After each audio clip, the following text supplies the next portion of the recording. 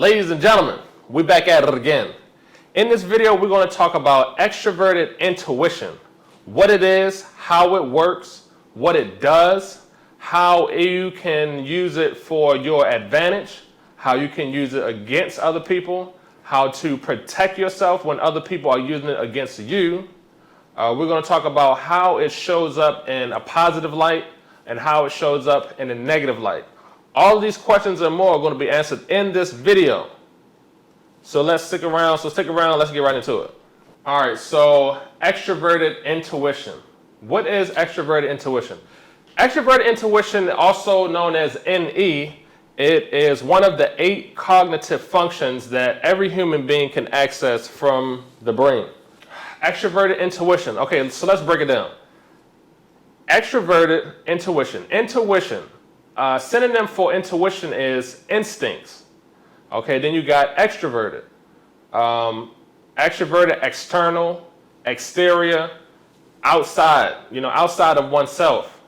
Extroverted intuition, so being able to use your instincts to be aware of what's outside of yourself. So metaphysical.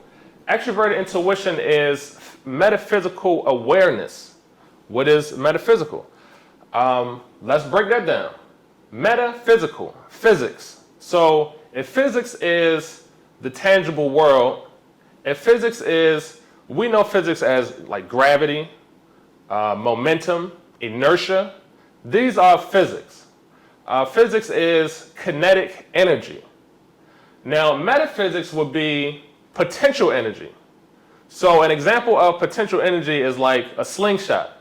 Imagine if you put a rock in a slingshot, once you pull it back, that is a potential energy. It's not transformed into kinetic energy until you let it go. And then that potential energy is transformed into kinetic energy and it affects the real world, reality. But so potential energy, you pull the slingshot back and it can be directed, it can be used for positive usage, it could be used to do something constructive, it could also be used to do something destructive. But the whole time that it's cocked back, that is a potential energy, and when it's released, now becomes physical. So cocked back is metaphysical, and when you let it go, it becomes physical. Another example of potential energy is a baseball player, a batter up the bat. When he got his arm cocked back, that is potential energy. It's not until he torque his torso and bring the momentum of the bat to hit the baseball that it becomes kinetic energy. So being cocked back is potential. It has the potential to do something. And then, with physics, all energy is just transferred. There's no loss of energy. So this potential energy is transformed into kinetic energy, and it affects the real world, the physical world, reality. So extroverted intuition, it is metaphysical awareness. It is pattern recognition. How do you recognize patterns? How does one who uses extroverted intuition, they recognize patterns by taking in a lot of information from a lot of different sources. You can take in this information and you can, some people say that you can see into the future. I don't think it's really seeing into the future. It's just calculating the probabilities based on past experiences. Extroverted intuition can also influence those probabilities. Extroverted intuition, so life experiences. Not only the experiences of the NE user, but also those around them. Because remember, it's extroverted. So my personality type is ENFP. Some other famous ENFPs are like Will Smith, Gary Vaynerchuk, Ty Lopez, Andre 3000, Jim Carrey. I've heard that Kanye West is an ENFP, but then I've heard somebody else that Kanye West is an ENTP. I'm still trying to figure it out. The verdict is still out on that. But the ENFP, my hero function is extroverted intuition. This is my main function that I'm most comfortable with. It's something that I can't cut it off even if I try. I'm wired to take in a lot of information, take in a lot of inputs, and added to my database of knowledge that it allows me to anticipate outcomes. So, for example, I do photography. I'm a photographer. That's what these straps are. These are my photography camera straps. I'm using to have this mic strapped to me. So I do event photography. A lot of times when I walk into a room, I know that the event is going on. I'm looking for the extroverted people. I'm looking for the people that's laughing and joking and smiling. They walking around the room. They interacting with a lot of people. There's a lot of movement with the extroverts. I'm looking for them because I know that I can get a good photograph from them. They are photogenic. And I'm talking about candid photos, not where I come up to them like, oh, let me take a picture pose. No, I'm talking about on the dance floor. I'm talking about interacting with people. A lot of time when I catch these people in the moment, when I show the pictures to others, they say, oh man, this is a great shot. It shows so much emotion. You really captured the moment. It's difficult to get a photograph like that from an introvert.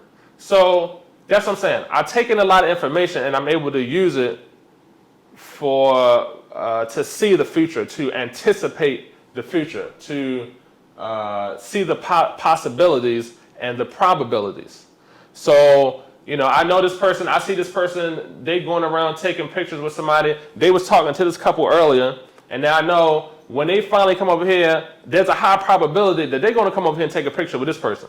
And I see them coming over. I already got my lights set up. I already got this background. I know that this background is going to look best. I don't have my lights set up this way because this background is not as interesting.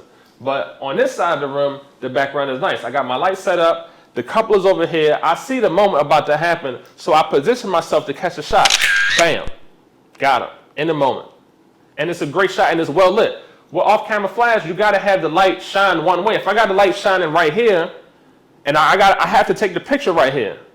If I take the picture over there, there's no light shining over there. The light is shining over here. So I got to anticipate the moment and be set up and be ready. And that's a strength for me. I try not to toot my own horn, but I'm a pretty decent photographer. Another situation at the same party, this guy walked in with the Kanye West mask. Like he had the whole mask on, you couldn't even see his face. But I know that this guy was going to be interesting. And the lady he walked in with, this was an interesting couple. And I know that if I get a couple good shots of them, when I post them online, it's going to evoke emotions from everybody that's seeing the picture. They'll be like, wow, Dave, what are you into? What was this event? So when I catch them, I see them on the dance floor, pow, catch the shot. And this is the shot that everybody keep asking about because of this guy, because of the character, because of the mask.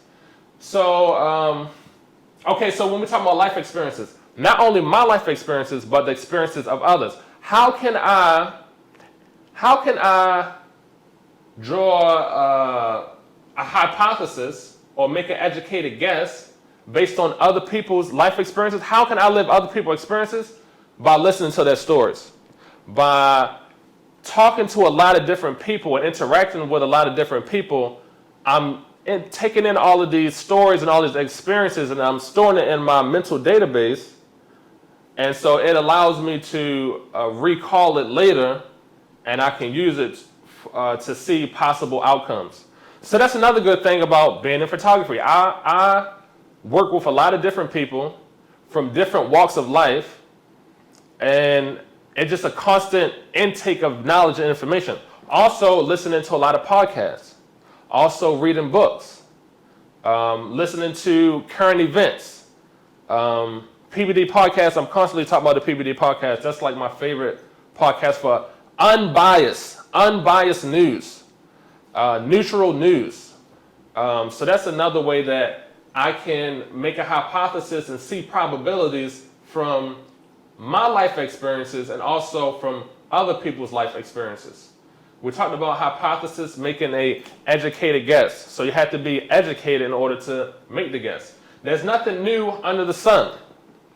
There's nothing new under the sun. So like I said, I've worked so many events with so many extroverted people, and I've got so many nice photographs that everybody see the photograph of the extroverted person. They can say, oh man, this is a great photograph. You captured the event, you capture all the emotion. So I've done that so many times. Now at the next event, I know what to look for. I know what to anticipate because I'm looking at there's nothing new under the sun. The thing which hath been, it is that which shall be. There's nothing new under the sun. Life happens in cycles, microcycles and macro cycles. You know, you talk about there's this adage, strong men, no, hard times create strong men, but strong men create good times. And those good times create weak men. And then weak men create hard times.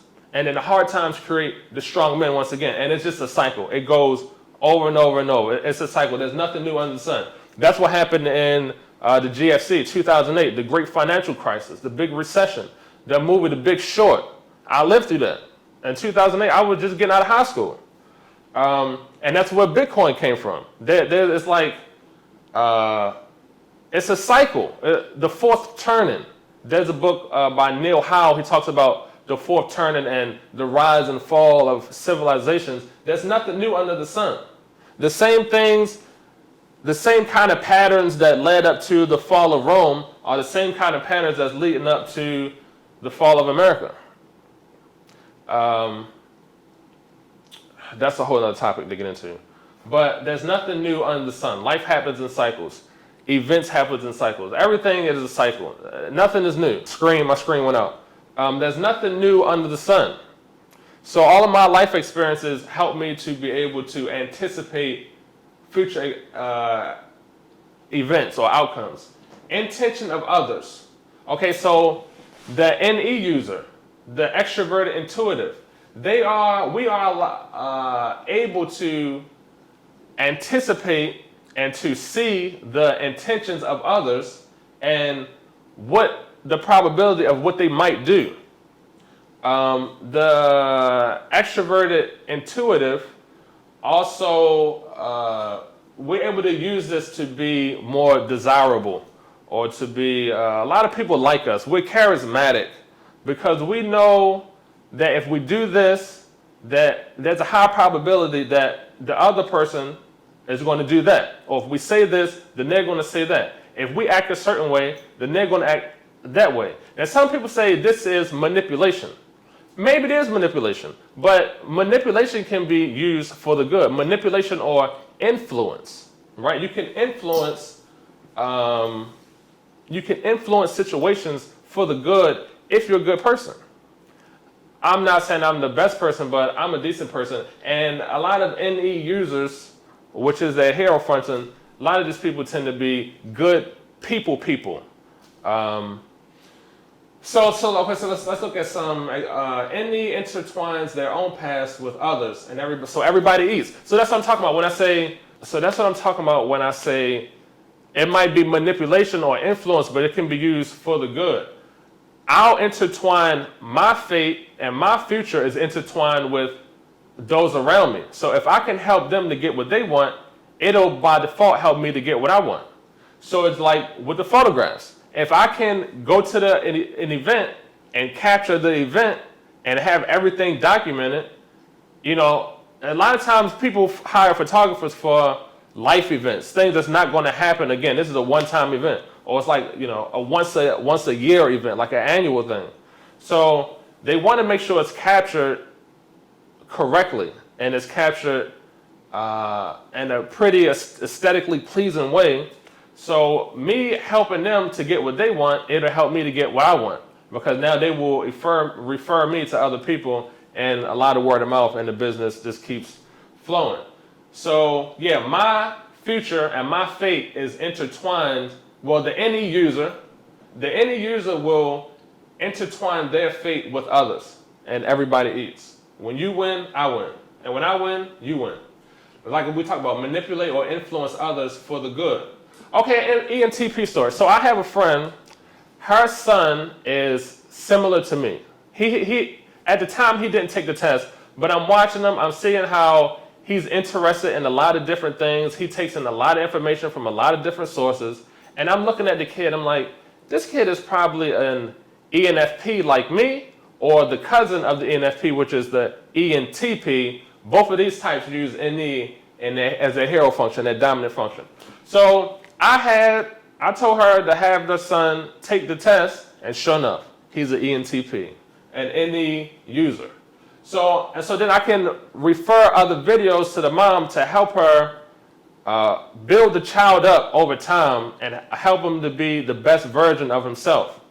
So yeah, to manipulate, to mold and manipulate, manipulate is not a negative word. Manipulate is a neutral word, because manipulate can be used for good, or manipulate can be used for evil. Influence can be used for good, or influence can be used for evil. So it's a neutral word. But yeah, so that helps. So that's one example of introverted. That's one example of extroverted intuition being used for good. Okay, now let's look at some in a negative light. What does extroverted intuition look like in the negative light? It looks like the fear of unknown. If in a positive light, extroverted intuition is taking in information and learning from different sources to be able to influence situations to have a positive outcome, like you talk about with photography, like we talk about with the child, being able to mold the child to be the best version of itself. Okay, the fear of the unknown. So that's the flip side. On one side, you're taking in all this information and you know a lot of stuff, but now on the other side is you become fearful of the unknown. Okay, they jump to conclusions, assume that, they jump to conclusions, they're worried about the fate of others negatively impact your life. So, somebody who is in, so this gets into the unconscious mind. So I said there's 8 cognitive functions. Your ego, your subconscious mind, your unconscious mind, and then your superego. So this, talking about the negative side of it, is getting into your unconscious mind. Okay, negative. What are the negative? How does extroverted intuition manifest itself negatively? A negative manifestation of extroverted intuition, it looks like jumping to conclusions, assuming the worst. It looks like being an arrogant know-it-all. Somebody who has extroverted intuition and it's being used in the negative light, they got so much information, when they're talking to people, oh, I know that, I know this, I know that, oh, I already knew that. They get arrogant and act like they know it all. And they will tend to push people away. People will not want to be around them because you know everything. And then extroverted intuitives in the negative light, like I said, they will jump to conclusions, they will make assumptions, and they will make decisions based on those assumptions, but they don't have all the data. They don't have all the information. So this looks like negativity. This is a negative usage of extroverted intuition. And then we talk about the demon mode. So going into the superego. Demon mode, and nobody gets a future, the probabilities become 0. Okay, so in the positive side of extroverted intuition, there are infinite probabilities. You're able to see all possible outcomes and manipulate and influence the probabilities in a positive light. When one's demon mode is triggered and you get into a superego, you go from infinite possibilities to the possibility of 0. Nobody gets a future. Nobody, there's no choice for me, there's no choice for you. If you had a future, well, now you have no future. At first you were, if you trigger somebody's superego who is using extroverted intuition, like I said, you go from infinite possibilities to 0 possibilities. All right, and then lastly, we want to talk about how to defeat the demon mode NE by using, so if somebody is using NE against you, if somebody is using extroverted intuition and their superego, The only way you can defeat them is by having a new defense. Because remember, they taking in all the information. They watch the tapes. You know, they ran through all the plays. Everything, they've seen you do everything that you can do. So you're going to have to bring out something new. If you bring out something new, then they got to retreat and be like, whoa, what the heck was that? I wasn't expecting that. I wasn't expecting you to do that. So now they got to go back in the cave and go back to the drawing board to figure out, how do I add this to my database? Because this is a totally new thing. That's the only way you can defeat someone who is in their superego, triggered by their demon mode, using extroverted intuition. Now, if you want to use extroverted intuition in a positive light, in a constructive, instead of being destructive, if you want to use extroverted intuition and be constructive, you can strengthen your extroverted intuition by feeding it new experiences. You can join different groups, different social groups. You can watch a lot of YouTube videos, watch a lot of podcasts, talk to a lot of different people, read books. You know, have life experiences. You don't always have to, I don't have to touch the hot stove to know it's hot. I don't have to experience that myself. I can learn from somebody else's experience. I've seen them touch the stove and it got their hand all burnt up. So I can learn from their experience. So that's how you can strengthen your extroverted intuition. So in review, extroverted intuition is taking in a lot of information from a lot of different sources and using that data to be able to see the probable outcomes and all the possibilities, all of the future fates based on your own life experiences and experiences of others. If you got some value out of that video and you want to learn more, then check out the playlist I put together right here. Extroverted intuition is only one cognitive function of the 8. I got a playlist, check out the other 7. If you got some value out of this video, then check out the playlist I put together of the other 7 cognitive functions. Also leave a comment down below, tell me your stories about using extroverted intuition. And also like, comment, subscribe. I see you guys over there in the playlist. Go ahead and click that playlist and I see you over there. Peace.